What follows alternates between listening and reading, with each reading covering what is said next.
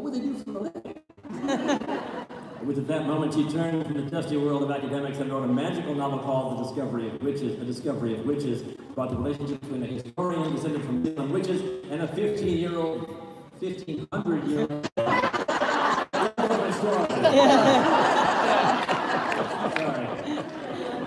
I'm reading fast because nothing I want to get her up here as soon as possible. An international bestseller trilogy was born, the All Souls trilogy, which eventually included Shadow of Night in 2012 and The Book of Life in 2014. And her new book, The Discovery of Witches, has been her first book, The Discovery of Witches, has been adapted into a TV series that will be broadcast in the United States early next year.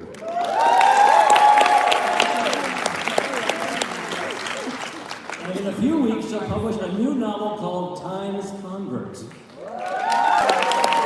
Which, through magic of my own, I have. And it is signed. We have some fans here, I suspect. Okay. What is Marcus's astrological sign?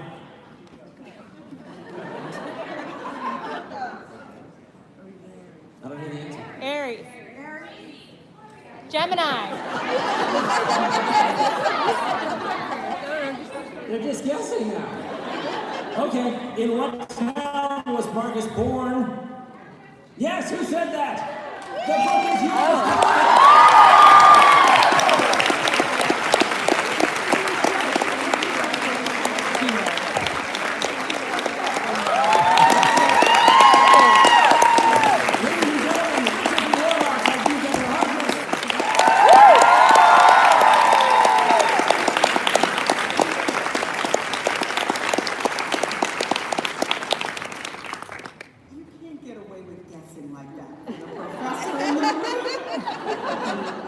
Thank you, Ron, for that lovely introduction. And thanks to all of you guys for coming out to this amazing event. It's the first time I've been at the National Book Festival, and it is such a treat to be here to celebrate the special relationship between books and readers.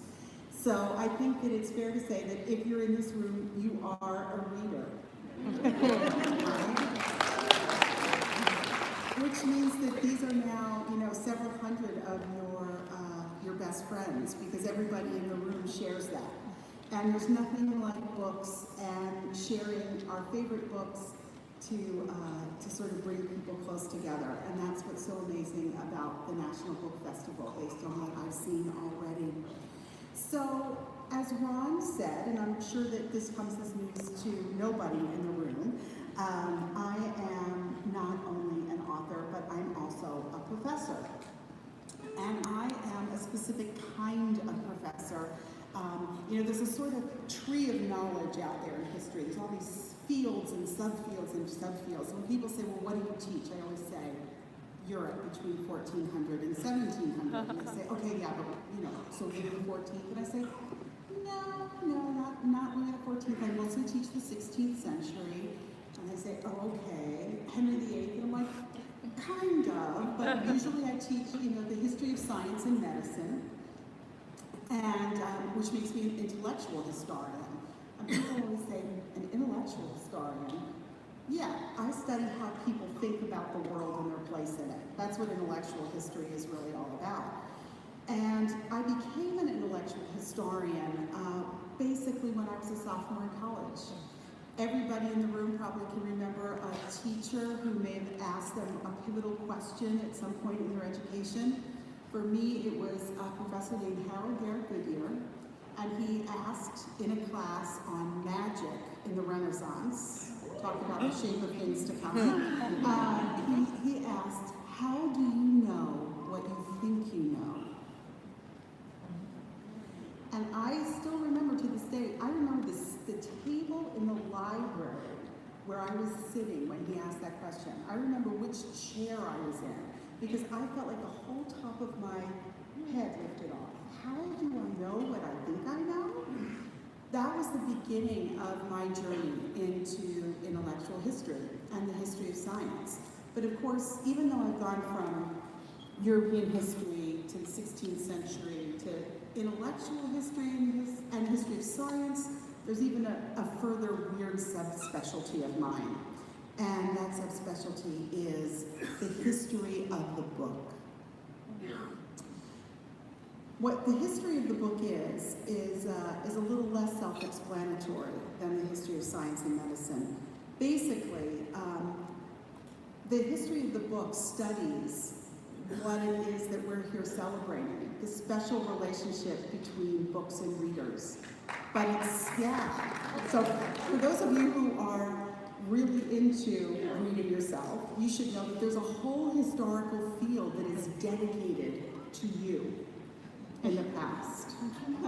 So I actually, if you really burrow down closely, my real research specialty is how did people in the past share information about science and medicine in their notebooks. That's what I really do for a living. Talk about the head of a pin here. So the history of the book, it includes how books were made, who wrote books, how they were sold, the technologies of printing. Paper making is included in the history of the book. Ink making, for those of you who remember Diana buying ink in London in Shadow of Night, is included in the history of the book. The transition from manuscript culture to print culture is included in the history of the book. You might be entertained to know that when the printing press was invented, people thought it was the end of civilization as we knew it. Because no one would remember how to write anymore. And when I was listening to all of the debates about e-readers and electronic books, and it was the end of the world, I was so reminded of what people thought at the end of the 15th century, when printing presses were set up and put a whole lot of scribes who had been handwriting books, imagine that for a job, out of work. And people said it's the end of the world, it's the end of civilization. So these are some of the things that we study as historians of the book. And for those of you who are readers of the All Souls trilogy, what you're probably realizing is you've picked up a lot of information about the history of the book in your travels. So you may have thought you were just getting history, political history, history of science and medicine. You were getting my great love, which is the history of the book as well. Now, in the history of the book, there are things that are harder to come to terms with than others. It's pretty easy for us, for example, to figure out what books were published in X year in a given country. One of the things that I used to do for fun was to go through the Library of Congress's lists of all of the books that were published in a given year in England and then read them. Because it was maybe a couple hundred titles back in the day when printing was still a new technology, and it was a great way to learn about a culture. That all worked its way into Shadow of Night as well. If you think about her going book shopping and seeing those books on the counter at the local apothecary's shop. So it's easy for us to get access to things like what did people buy. It's even easy for us to get access to what kinds of things they marked up in their books. I wrote a whole book about the annotations that Queen Elizabeth's court astrologer John Dee, what annotations he made in his scientific and medical books. However, there's something that's very hard for historians of the book to get access to, and it's the thing we most want to know, which is what was the experience of reading like for people in the past. So you can do a little thought experiment here with me. Just close your eyes for a minute and try to remember a sort of important reading memory that you have. It could be a memory from childhood. It could be a recent memory. It could be something that you experienced where you had a strong negative reaction to a book or a strong positive reaction to a book. Think about how old you were. Think about where you were when you were reading it, when it was in your life. Do you remember anything else about it? Do you remember how you felt at that moment? What you've just conjured up is the holy grail for book historians. It is the moment when the reader and the text connect. And of all the things I study, that is the thing I most want to understand and where I can find very little evidence in the 16th century that helps me understand what it was like for one of Shakespeare's contemporaries to essentially pick up a book and read it. Because what we know is they didn't read like us. Some of them didn't read silently. Often you read aloud to people and shared texts orally. We aren't really sure if you even bought, for example, books as whole books. Some people, it's clear, bought pieces of books and then had them stitched together later because they couldn't afford the whole text at one time. So for me, my memory is a memory of being, it was 1973, so I would have been 8 years old. I was visiting my mother's family in England. I was in my cousin Sharon's upstairs bedroom, sitting on the bed, and my Aunt Sylvia gave me a copy of Anne of Avonlea that had been my mother's when she was growing up. And it had, if this book should chance to roam, just box its ears and send it home to Olive Riddell, which is my mother's name. And it was a lovely drawing of a woman's face. I had no idea at the age of 8 my mother could draw. And I remember that the pages in the book smelled like toffee. They were sort of that funny paper that turns brown really fast, because my mother grew up in Liverpool during the war, and so paper was pretty scarce and it wasn't of high quality. And to this day, I remember sitting on that bed in that second floor room with my mother's copy of Anne of Avonlea and feeling connected to the book, to my mother, to a whole world outside of Liverpool. And when I've read hundreds and hundreds of books in my life, but that is my memory. And now that I've said it to all of you, hopefully at some point, somewhere, it will actually be recorded and it will exist for future historians who are looking for what was it like to be a reader in the 20th century.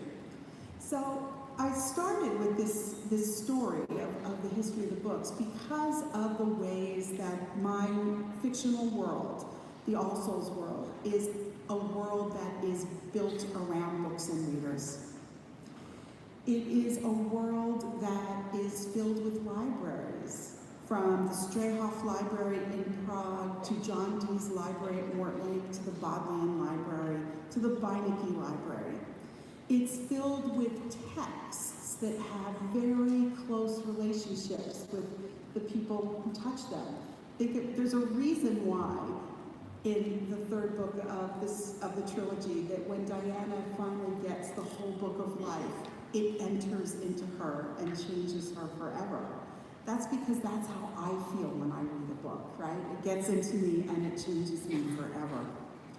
So when I was thinking about what I would do after I finished the All Souls trilogy, other than have a rest, other than work with a wonderful team of authors on the World of All Souls encyclopedia for you all, I was trying to think about how I could continue in the world of the trilogy and what my path forward might look like. And not surprisingly, I turned to the history of the book.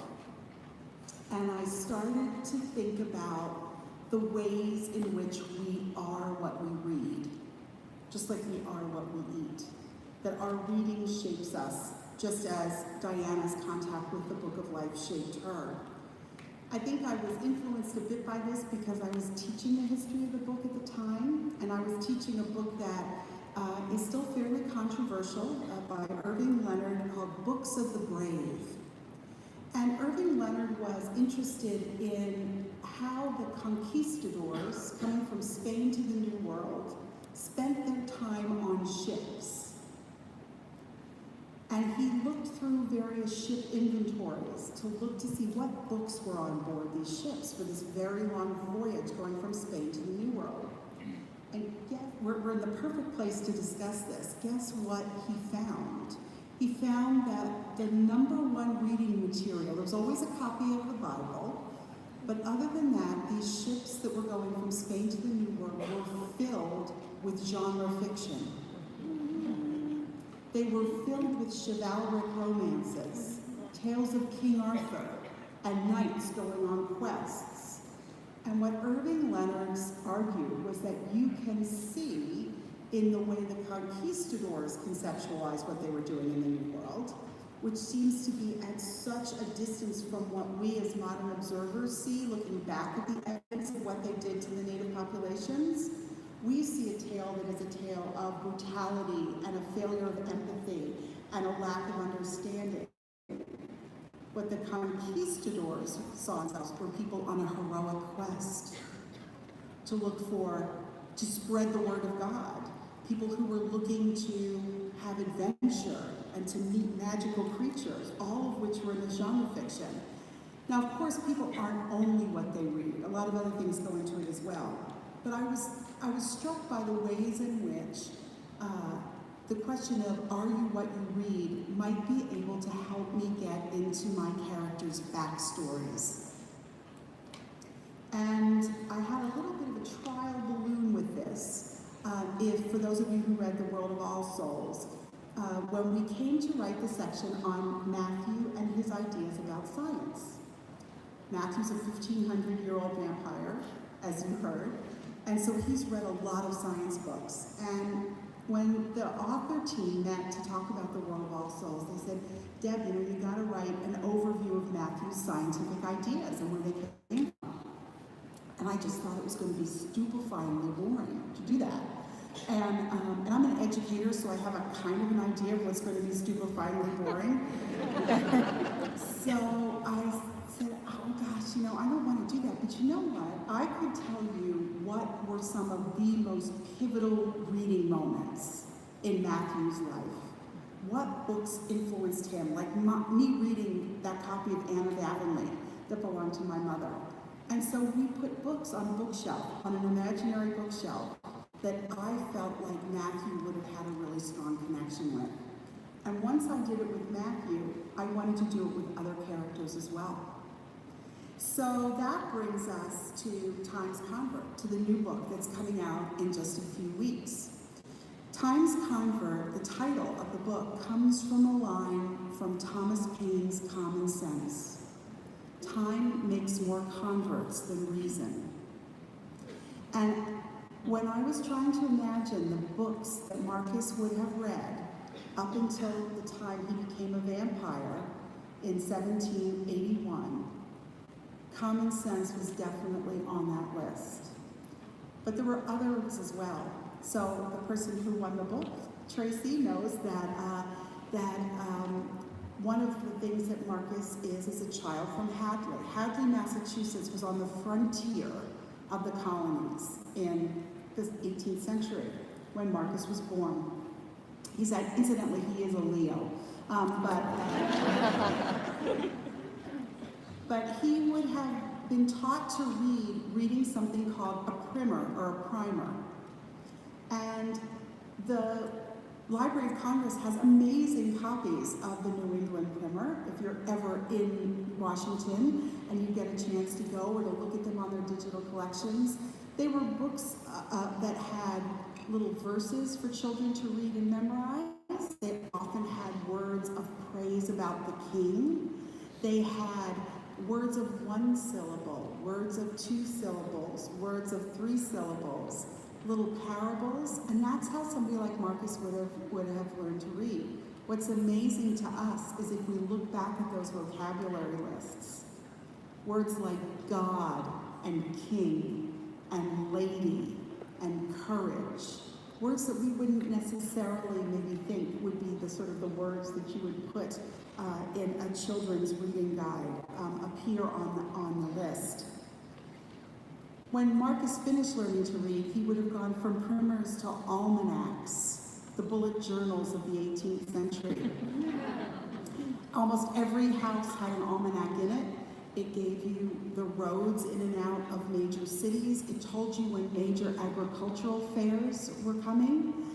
It told you about big events in the life of the nation, which at that point was Great Britain.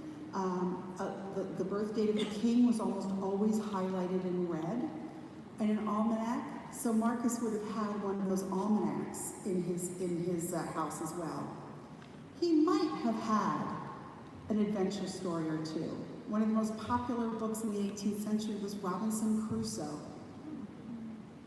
And the stories of adventure were highly abbreviated. They weren't reading the Robinson Crusoe if you read it in English Lit. That wasn't the version that they were reading. They were reading a really sort of highly adapted, shorter version of the story that was really geared towards children. As he got older, Marcus would have moved to newspapers. Newspapers were the lifeblood of print culture in the US colonies. And again, the Library of Congress has online the most amazing collection of 18th century newspapers. Remember how I told you I used to read like a whole year of 16th century books at a clip to see if I could learn something about the past? When I wrote Times Convert, I sat down and started reading colonial newspapers. And it was an amazing experience to see that on the front page of the newspaper were all the advertisements for coffee and chips, and the political news was buried on pages 2 and 3. Totally different than what we think are the headlines for an 18th century audience. And of course, Common Sense, this classic work of the American Revolution, started its life as a newspaper column. It was first published in installments in newspapers, which is how Marcus would have first come into contact with it. And then Marcus, having read a bit of Common Sense in the newspaper that would have been passed around in his town of Hadley, that would have been in some way shocking to the conservative town that he grew up in, that called for life and liberty and equality in really strong terms. Those words worked their way into Marcus's bloodstream and turned him into a patriot who fought at Bunker Hill. So there's Marcus's mini bookshelf, the primer, an almanac, Robinson Crusoe, a folded up newspaper, a worn copy of Common Sense, where the title Times Convert comes from. And it was drawing those texts together that gave me hope that with all of the characters in the All Souls trilogy, be they witches or demons or vampires, that I had a way of connecting to them for you and getting their stories on the page that would illuminate this world of books and readers and characters for you in a way that would be interesting and have something fun to say about them and about us. Because I do want to continue with the All Souls world, but I never want to be the person who, when you walk into your bookstore, your eyes roll and you say, oh God, there's another one. I always want it to be an experience that somehow captures a bit of that first time magic some of you felt when you were reading A Discovery of Witches. So don't be surprised if you see more books in the All Souls world, and don't be surprised if you're getting a lot of the history of the book in them as you read. Because really that's what we are at heart, a community of book lovers and book readers.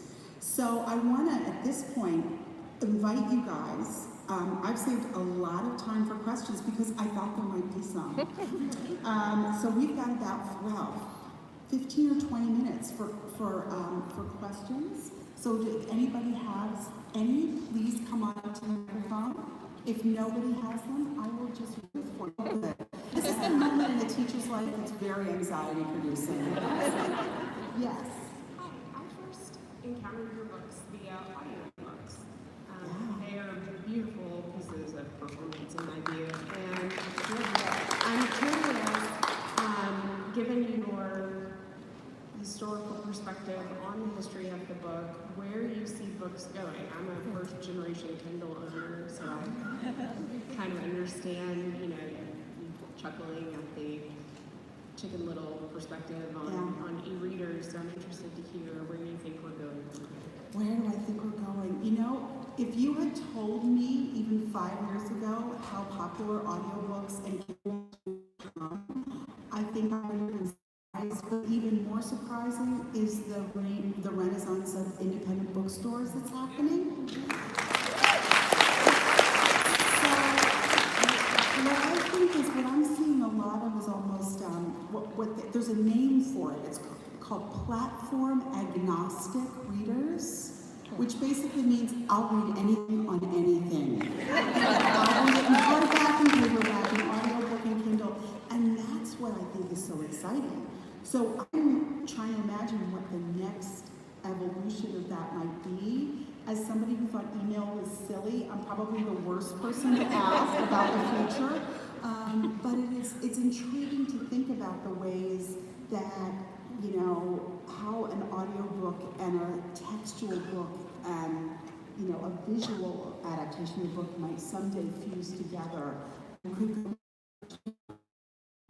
Which is, I think, what a lot of people do who have ebooks. They are bouncing back between their car and their Kindle and their paperback. And I think that's really what we're going to see in the future. So, great question. Follow-up. Yeah. Serpent's Mirror? So, Serpent's Mirror. Who has questions about the Serpent's Mirror? So, the Serpent's Mirror. The Serpent's Mirror is is a book about Matthew in the 16th century. And it covers Matthew's life under Henry VIII.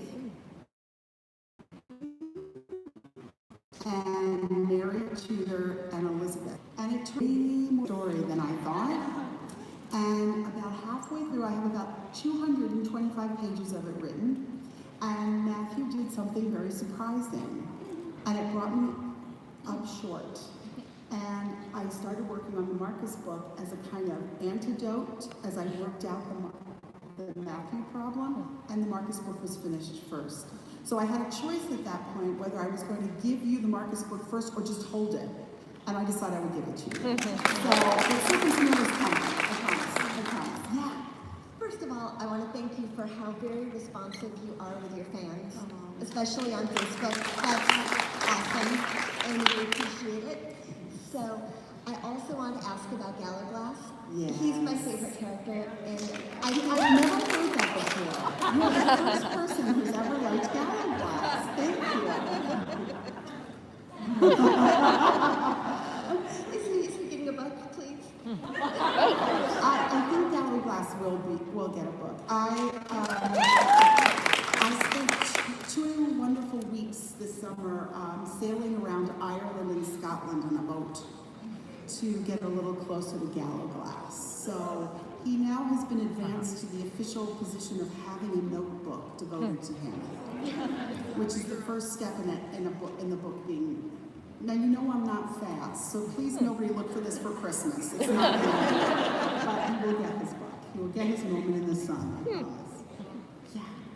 Hi. So one of the things that I enjoyed the most about the entire trilogy was the way that you were layering history and science and all of these things on top of each other. And so I was wondering if you could talk a little about the difficulty of world building over actual history. Yeah.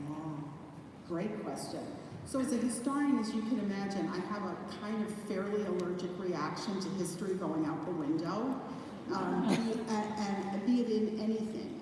And so the way I felt about it was, and it may be a little different for other people who write historical fiction, I felt like if something was knowable to me as a historian, that's what it needed to be in the book.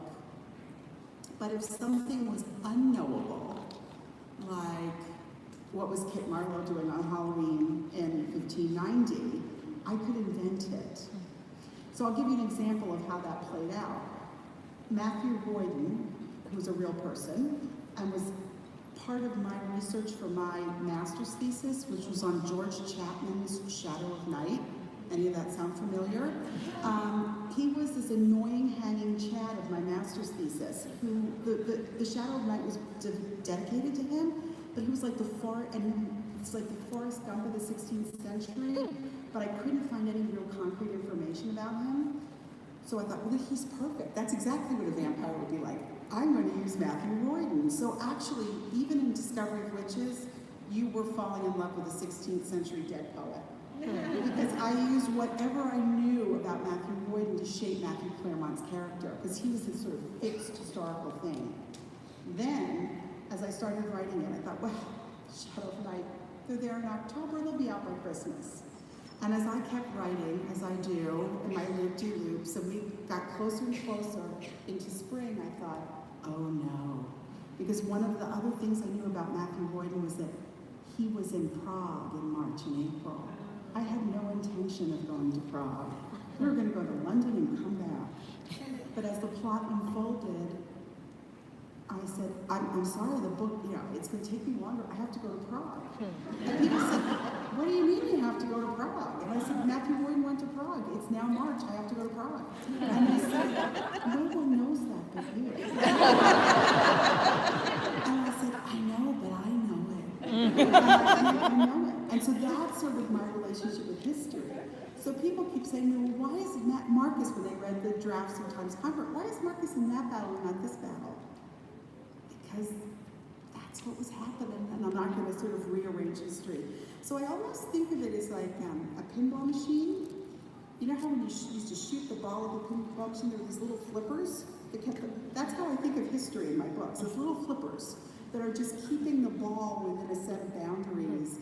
And it's sometimes challenging to work really closely in that parameter, but it's a challenge I enjoy, how to stretch the truth without breaking it. A little bit like magic. Thanks, great question. A similar question, being that you're a researcher and an academic before you're a novelist, how do you, at what point do you stop yourself falling down the rabbit hole of delicious research in order to write the actual words for the novel? Okay, so this is a great question. I don't stop myself from falling down the rabbit hole. If you want to know why there was a chapter in the Book of Life, it's because I kept falling down rabbit holes, scientific rabbit holes, and not being able to extricate myself. So, I spent 2.5 weeks in Shadow of Night trying to figure out how long the voyage from Woodstock to Europe would take in November. I called long-distance eventers who work on horses over long distances and had long, complicated discussions about the speed, how long you can canter, how long you can gallop, when you have to change horses. It ended up being one sentence. 2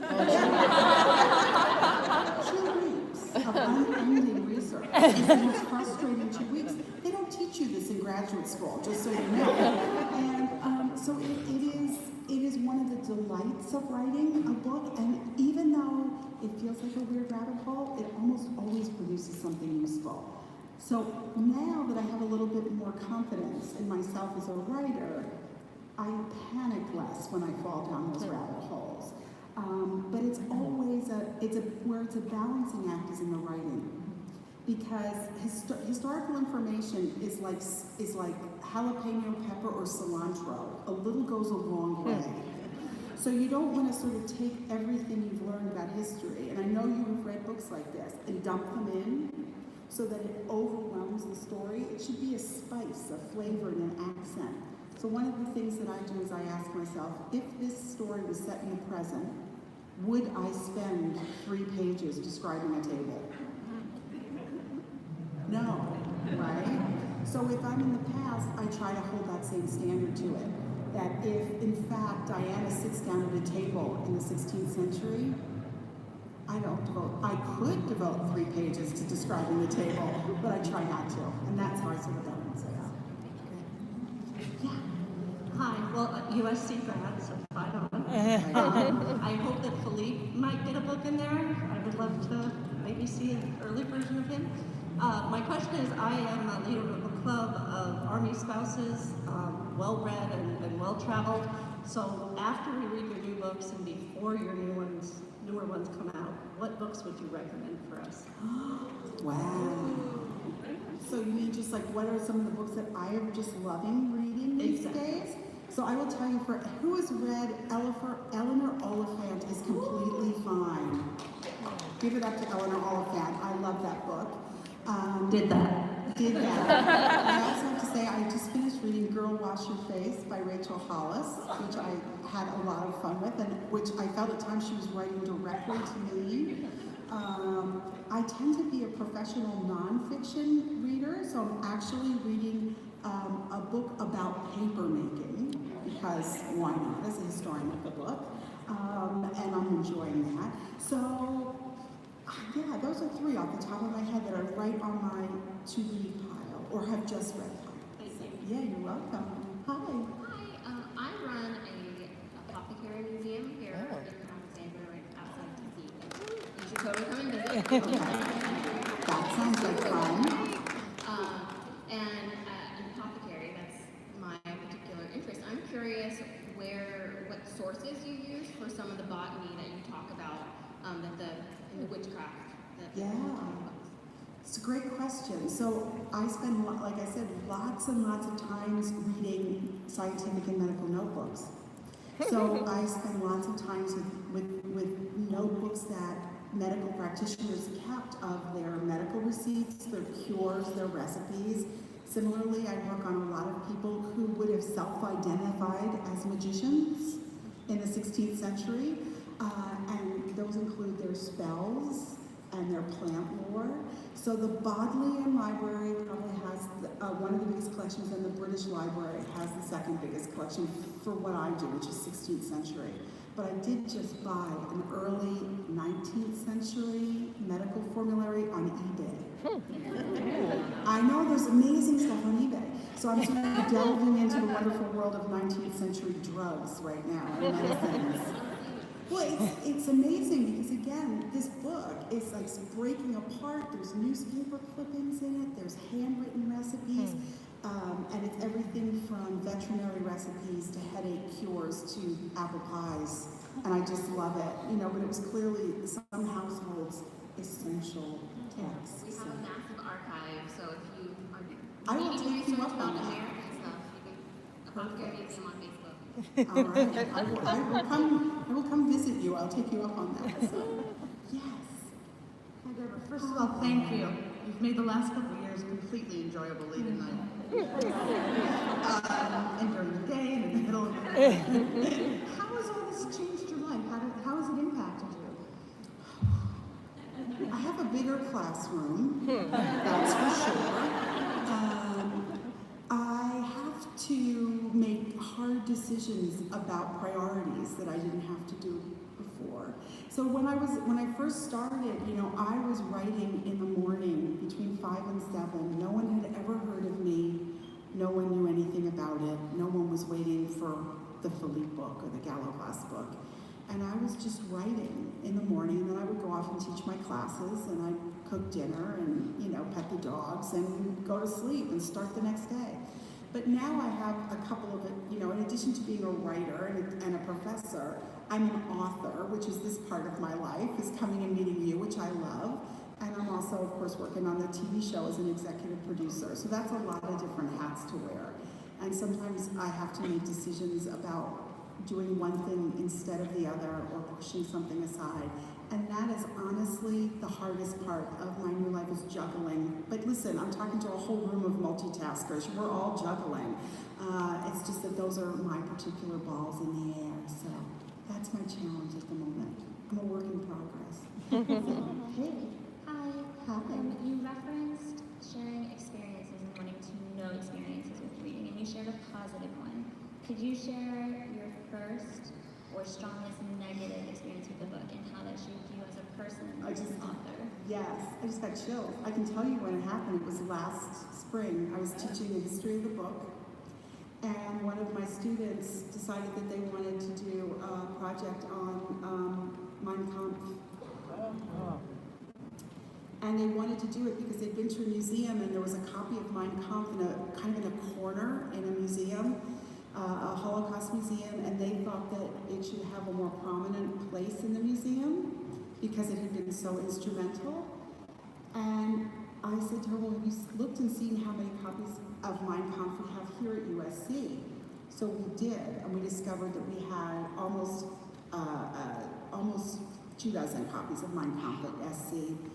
And I had to put in a request for Mein Kampf to call them up out of the stacks in rare books.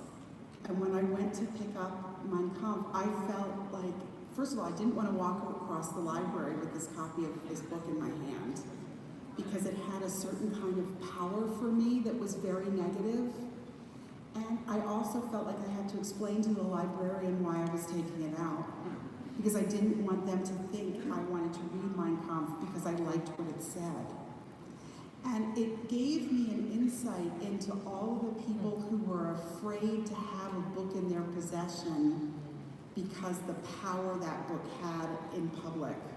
I could not understand that. I could not understand why somebody would think having a copy of Copernicus's work on the revolution of the spheres would be dangerous. And I didn't feel that until I actually had to go to my own university library and ask them to go into Rare Books and pull out a copy of Mein Kampf for me. So that was my first really chilling experience with a book of power in a negative way. What a great question. Thank you for asking it. All right, we have 2 minutes, and we're going to have one. We're going to try to get both in. All right, fast. This will be a quick question. Okay, silly. I'm going silly. Okay. A couple weeks ago, you promised us a list of Matthew's swear words. It's still on my list. We will not forget it. We will get it to you, I promise. Yes. Not the negative parts. I just was wondering when you think about Isaac Newton, or if you could speak about him using like Isaac Newton and how he would go to London to travel to get censored books, and he did it in secret. If you could talk a little bit about that. Yeah. Isaac Newton was a great reader of banned books. He was also a terrible defacer of books. One of the things that Newton used to do was to take the corner of books, pages, and he'd bend them so that the point pointed to the passage in the book that he wanted to read. So you can go through Newton's old books, and they will actually let you bend the corner down. There's like a crease. And you can do that and then see what it was that he wanted to remember. Don't do this with library books. but that was what Newton did. So he was somebody who was always into secret forms of knowledge. You know, one of the most humbling things in my life was to realize that sort of Newton had devised calculus in 18 days, but he had spent decades on a single alchemical experiment. So what we remember Newton for is not necessarily what Newton was spending most of his time doing, and that includes his reading, because you would think that what he would be doing was reading everybody else's scientific works. He wasn't. He was reading other stuff and then coming up with scientific ideas of his own. He wasn't all that interested in what his fellow scientists were doing, which is why somebody like Edmund Halley had to go and say, could we please have the Principia out of your desk drawer, because some of us would like to read it. So he had a very interesting relationship with his books. He also used to write in the margins of his books and between the lines of his books. And when he ran out of room, he'd turn the book around and he'd go the other way. So he was a crafty old guy that knew things. So if any of you are, personal book defacers, you come from a long tradition of great minds like Isaac Newton. Anyway, great questions. Wonderful to meet you all.